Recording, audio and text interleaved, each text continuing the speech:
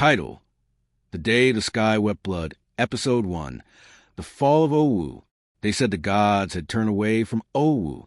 That pride had poisoned the hearts of its people. And when man forgets humility, the heavens remind him in blood. Lightning flashes, thunder rolls. This is the story of the kingdom that rose in glory and fell in fire the day the sky wept blood. The kingdom of Owu. Long before the fall, Owu was a kingdom of song and strength. Its walls stretched tall like the backs of giants, and its warriors fierce as lions, loyal as shadows. They traded gold, palm oil, and ivory. Their market sang with the rhythm of life, women with painted faces, men with proud steps, children running beneath the drums of evening. At the heart of Owu stood Obak and Jobi, a ruler whose pride was only matched by his courage. To his people, he was chosen by the gods themselves. To his enemies, he was a storm waiting to be broken. But in every great kingdom, there lies a seed of ruin, planted not by enemies, but by pride, the spark of arrogance. The Owu warriors had grown restless. Their victories came too easily, their enemies too afraid. They began to see themselves as untouchable. Then came the day of the Ephraim market raid. Owu soldiers, proud and fearless, swept through the market of their neighbors' burning stalls, taking captives and seizing goods. To them, it was war, but to Ephah, it was sacrilege. For among those captured were the wives and daughters of noble men, and even a priestess of Osun herself. The Oba of Ephah called his council. Around the fire, kings from neighboring lands gathered: Ijebu, Ephah, Ij, Egba, and others.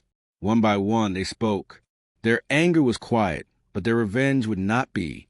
They formed a sacred pact, sealed with palm wine and iron. Owu must burn. The gathering storm. For months, spies moved like shadows between the forests. Alliances grew. The drums of the allied kingdoms beat louder with each moon. But inside Owu, arrogance reigned.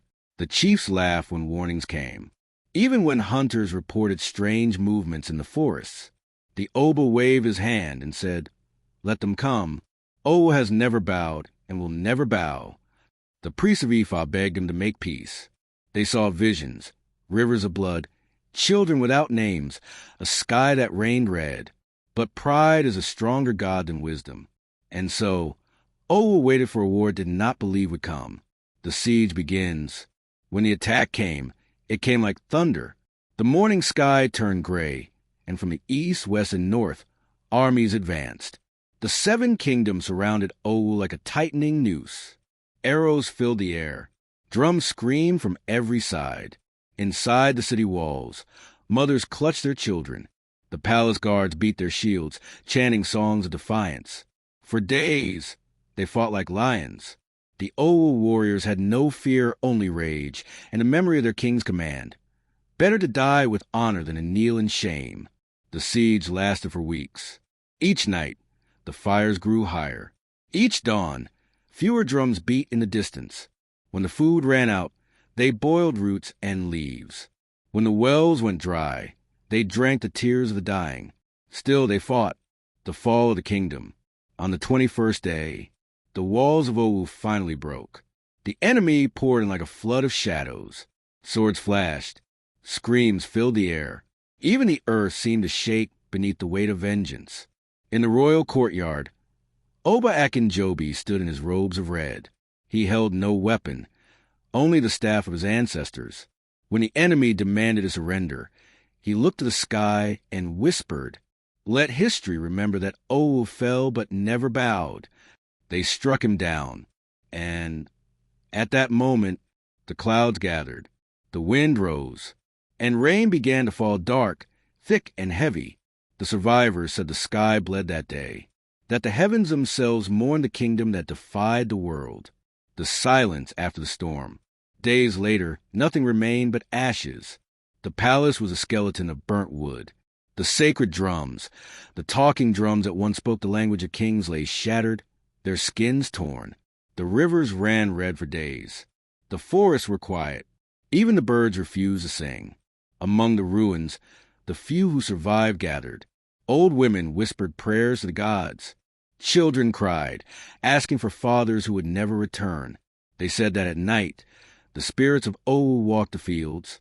Their voice is carried by the wind a warning to every kingdom that forgets humility. Reflection. Centuries have passed, but the story of Owu still lingers. In songs and proverbs.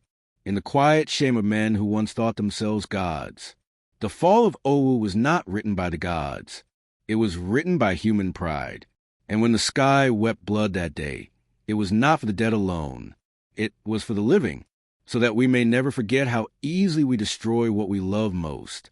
If you believe these stories must not be forgotten, hit like, subscribe, and share this episode with someone who loves African history, true stories, and hidden truths. Episode 2 coming soon.